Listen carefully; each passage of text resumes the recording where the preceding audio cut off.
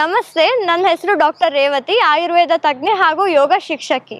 ಅಮ್ಲಪಿತ್ತ ಅಂದರೆ hyper acidity ಅಥವಾ acidity ಬಗ್ಗೆ ಮಾತಾಡೋಣ. ಹೇಗೆ ಹೈಪರ್ ಎಸಿಡಿಟಿ ಆಗಲಿ ಅಥವಾ ಎಸಿಡಿಟಿ ಹೇಗಾಗುತ್ತೆ ಸಾಮಾನ್ಯವಾಗಿ ಅಂದರೆ ದೇಹದಲ್ಲಿರುವ ಪಿತ್ತ ದೇಹದಲ್ಲಿರುವ ಪಿತ್ತದಲ್ಲಿ ಏನಾದರೂ ಡಿಸ್ಲಾಡ್ಜ್ಮೆಂಟ್ ಆದಾಗ ಅಥವಾ ಅದರಲ್ಲಿ ಏನಾದರೂ ಏರುಪೇರಾದಾಗ ಸಾಮಾನ್ಯವಾಗಿ ಎಸಿಡಿಟಿಯಿಂದ ಶುರುವಾಗಿ ನೆಕ್ಸ್ಟ್ ಹೈಪರ್ ಎಸಿಡಿಟಿ ಅಂತ ಒಂದು ಕಂಡೀಷನ್ಗೆ ಹೋಗುತ್ತೆ.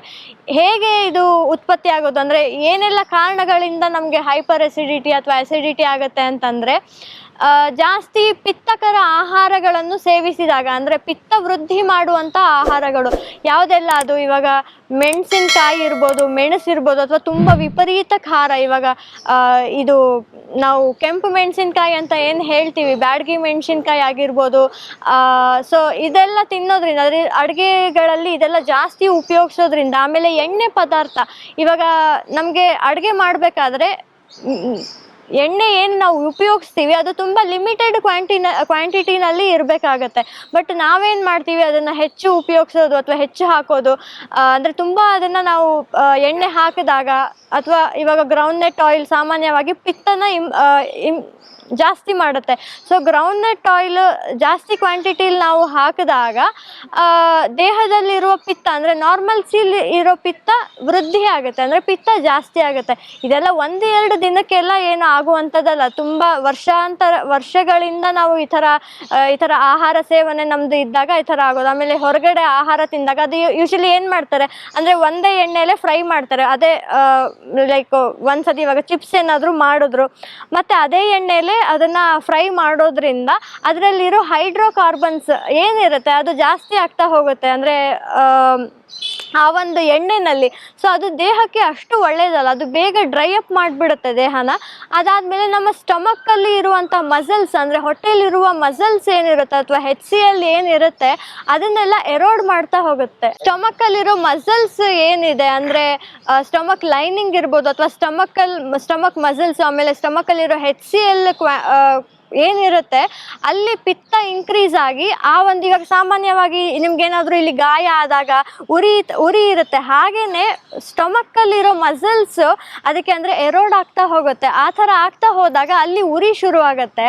ಆಮೇಲೆ ಇನ್ನೊಂದು ಕಾರಣ ಏನಪ್ಪ ಅಸಿಡಿಟಿಗೆ ಅಂತಾದಾಗ, ಊಟ ಆದ ತಕ್ಷಣಕ್ಕೆ ಮಲ್ಕೊಂಡು ಬಿಡೋದು. ಈಗ ಊಟ ಆಗಿ ತದನಂತರ ನೀವೇನು ಮಲ್ಕೊಳ್ತೀರಲ್ಲ, ಅದು ನಿಮಗೆ ತುಂಬ ದಿನ ಆದಮೇಲೆ ಅಸಿಡಿಟಿ ಆಗಿ ಕನ್ವರ್ಟ್ ಆಗುತ್ತೆ. ಹೇಗೆ, ಇವಾಗ ಸ್ಟಮಕ್ನಲ್ಲಿ HCl ಇದೆ, ಅಂದರೆ HCl is very beneficial for digestion of food, ಅಂದರೆ ಪ್ರೋಟೀನ್ ಡೈಜೆಷನ್ ಆಗಿರ್ಬೋದು, ಕಾರ್ಬೋಹೈಡ್ರೇಟ್ ಡೈಜೆಷನ್ ಸ್ಟಾರ್ಟ್ ಆಗೋದೇ ಸ್ಟಮಕಲ್ಲಿ.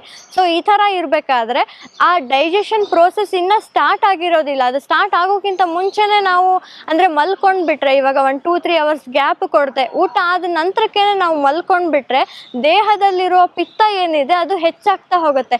ಹೆಚ್ಚಾಗ್ತಾ ಅದು ನಮಗೆ ಈಸೋಫೇಗಸ್, ಅಂದರೆ ಅನ್ನನಾಳ ಅಂತ ಏನು ಕರಿತೀವಿ ಅಲ್ಲಿಗೆ ಬರುತ್ತೆ. ಸೊ ಅದು ನಿಮಗೆ ಸಾಮಾನ್ಯವಾಗಿ ಇವಾಗ ಪಿತ್ತದ ತೇಗು ಅಥವಾ ಹುಳಿ ತೇಗು ಅಂತ ಏನು ಹೇಳ್ತೀವಿ ಅದು ಶುರು ಆಗೋದು ಹಾಗೆ.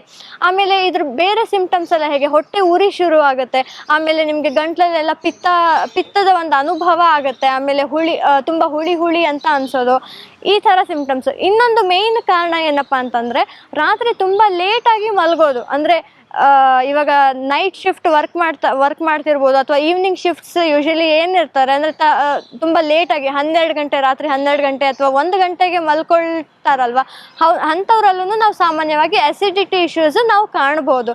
ಸೊ ಇದಕ್ಕೆ ಏನು ಮಾಡಬೇಕು, ಅಸಿಡಿಟಿ ಇದ್ದಾಗ ನಾವು ಹೇಗೆಲ್ಲ ನಮ್ದು ಆಹಾರ ಕ್ರಮ ಇರಬೇಕು. ಇಲ್ಲಿ ನಾನು ರೈಸ್ ಕ್ವಾಲಿಟಿ ಅಂತ ಏನು ಸ್ಪೆಸಿಫಿಕ್ ಆಗಿ ಹೇಳೋದಿಲ್ಲ, ಬಟ್ ಬಾರ್ಲಿ ಎಲ್ಲರೂ ಕೇಳೇ ಇರ್ತೀರ, ಬಾರ್ಲಿ ಗಂಜಿ ತುಂಬ ಒಳ್ಳೆಯದು, ಅಂದರೆ ಅದು ದೇಹಕ್ಕೆ ತಂಪು. ಬಾರ್ಲಿ ನಿಮ್ಗೆಲ್ಲರಿಗೂ ಗೊತ್ತಿದ್ದೇ ಇರುತ್ತೆ, ಅದು 1:4 ಕ್ವಾಂಟಿಟಿಯಲ್ಲಿ ನೀವು ಅದನ್ನು ರೆಡಿ ಮಾಡ್ಕೊಂಡು, ಅಂದರೆ 1 ಪಾರ್ಟ್ ಬಾರ್ಲಿ ತೊಗೊಂಡು, ಅಂದರೆ ಹುರಿದಿರುವಂತಹ ಬಾರ್ಲಿ ತೊಗೊಂಡು 4 ಭಾಗದಷ್ಟು ನೀವು ನೀರನ್ನು ಆ್ಯಡ್ ಮಾಡಿ ಒಂದು ಸ್ವಲ್ಪ ಹೊತ್ತು ನೆನೆಸಿಡಬೇಕು. ಒಂದು 1/2 hour ನೀವು ಅದನ್ನು ನೆನೆಸಿಟ್ಟಾಗ, ಇವಾಗ ಯಾವುದೇ ಒಂದು ಆಹಾರ, ಯಾವುದೇ ಒಂದು ರೈಸ್ ಆಗಲಿ ಅಥವಾ ಯಾವುದೇ ಒಂದು ಬೇಳೆ ಆಗಲಿ, ಒಂದು 1/2 hour ಅಡುಗೆ ಮಾಡೋಕ್ಕಿಂತ ಮುಂಚೆ ಒಂದು 1/2 hour ನೆನೆಸಿಟ್ಟಾಗ ಅದರಲ್ಲಿ ಫೈಟಿನ್ ಅಂತ ಒಂದು ಆ್ಯಸಿಡ್ ಕಂಟೆಂಟ್ ಇರುತ್ತೆ. ಅದು ನಮಗೆ ಗ್ಯಾಸ್ ಉತ್ಪತ್ತಿ ಮಾಡೋದಕ್ಕೆ, ದೇಹದಲ್ಲಿ ನಾವು ತೊಗೊಂಡಿರೋ ಆಹಾರ ಗ್ಯಾಸ್ ಆಗಿ ಕನ್ವರ್ಟ್ ಆಗೋದಕ್ಕೆ, ಅಂದರೆ ಗ್ಯಾಸ್ಟ್ರಿಕ್ ಇಶ್ಯೂಸ್ ಅಂತ ಏನು ಹೇಳ್ತೀವಿ ಅದು ಕನ್ವರ್ಟ್ ಆಗೋದು ಇದೇ ಕಾರಣದಿಂದಾಗಿ. ಸೊ ಹಾಗಾಗಿ ಅದನ್ನು ಒಂದು ಹಾಫ್ ಆನ್ ಅವರ್ ನೀವು ನೆನೆಸಿಟ್ಟಾಗ ಆ ಗ್ಯಾಸ್ ಕಂಟೆಂಟ್, ಗ್ಯಾಸ್ ಉತ್ಪತ್ತಿ ಮಾಡುವಂತಹ ಅಂಶ ಏನಿರುತ್ತೆ ಬೇಳೆಗಳಲ್ಲಿ ಅಥವಾ ಅಕ್ಕಿಗಳಲ್ಲಿ, ಅದು ಕ್ರಮೇಣವಾಗಿ ಕಮ್ಮಿಯಾಗಿ ಹೋಗುತ್ತೆ. ತದನಂತರ ನೀವು ಅದನ್ನು ಹಾಫ್ ಆನ್ ಅವರ್ ಆದಮೇಲೆ 1:4 ಅಗೈನ್ 1 ಭಾಗ ಬಾರ್ಲಿ ಹಾಗೂ 4 ಭಾಗದಷ್ಟು ನೀರಲ್ಲಿ ನೀವು ಅದನ್ನು ಚೆನ್ನಾಗಿ ಕುಕ್ ಮಾಡಬೇಕು. 1-2-3 ವಿಷಲ್ಸಲ್ಲಿ ನಮಗೆ ಚೆನ್ನಾಗಿ ಅದು ಕುಕ್ ಆಗುತ್ತೆ. ಸೊ ಅದಕ್ಕೆ ಒಂಚೂರು ಮೆಣಸಿನ ಪುಡಿ ಆಗಿರ್ಬೋದು, ಅಂದರೆ ಮೆಣಸು ಕಾಳಿನ ಪುಡಿ, ಹಾಗೂ ಅದಕ್ಕೆ ಒಂಚೂರು ಉಪ್ಪು, ಇದನ್ನು ಮತ್ತು ಬೇಕಂದರೆ ನೀವು ತುಪ್ಪ ಆ್ಯಡ್ ಮಾಡ್ಕೊಳ್ಬೋದು. ತುಪ್ಪ ಇಸ್ ದ ಬೆಸ್ಟ್. ಅಂದರೆ ಈ ಪಿತ್ತ ರೋಗಗಳನ್ನೆಲ್ಲ ಕಮ್ಮಿ ಮಾಡೋದಕ್ಕೆ ಹಸುವಿನ ತುಪ್ಪ ತುಂಬ ಅನುಕೂಲಕರ. ಇದು ಹೊರತುಪಡಿಸಿ ಹಣ್ಣುಗಳಲ್ಲಿ ಯಾವುದು ಅಂತಂದರೆ ಮತ್ತು ಪೊಮೊಗ್ರಾನೆಟ್, ಅದಾದಮೇಲೆ ತದನಂತರ ಆ್ಯಪಲ್, ಆಮೇಲೆ ವಾಟರ್ ಮೆಲನ್ ತುಂಬ ಅನುಕೂಲಕರ. ತರಕಾರಿಗಳಲ್ಲಿ ಅಂತ ಬಂದರೆ ಹಸಿರು ತರಕಾರಿಗಳು, ಹಸಿರು ಸೊಪ್ಪುಗಳು ಯಾವುದ್ಯಾವುದಿದೆ ಅದೆಲ್ಲ ತುಂಬ ಒಳ್ಳೆಯದು. ಇದರಲ್ಲಿ ನಾನು ಯಾವುದು ಅವಾಯ್ಡ್ ಮಾಡಬೇಕು ಅಂತ ನೀವು ಕೇಳಿದ್ರೆ, ಬ್ರಿಂಜಾಲ್ ಆಗಿರ್ಬೋದು ಅಥವಾ ಪೊಟ್ಯಾಟೊ ಆಗಿರ್ಬೋದು, ಇಂಥವನ್ನೆಲ್ಲ ಒಂದು ಸ್ವಲ್ಪ ಅವಾಯ್ಡ್ ಮಾಡಿದ್ರೆ ಒಂದು ಸ್ವಲ್ಪ ಅನುಕೂಲಕರ ಆಗುತ್ತೆ.